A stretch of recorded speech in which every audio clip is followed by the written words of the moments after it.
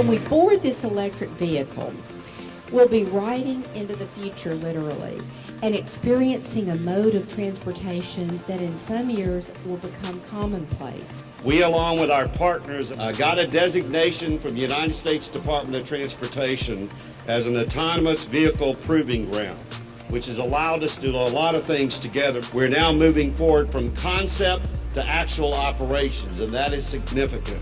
Phase one of this project helps us study how autonomous vehicles perform in a closed-loop pedestrian environment, understanding safety and operations. Phase two, now we're going to take more risk after phase one is successful in putting this vehicle in mixed traffic flow on Claiborne Street to connect to the Scott rail line.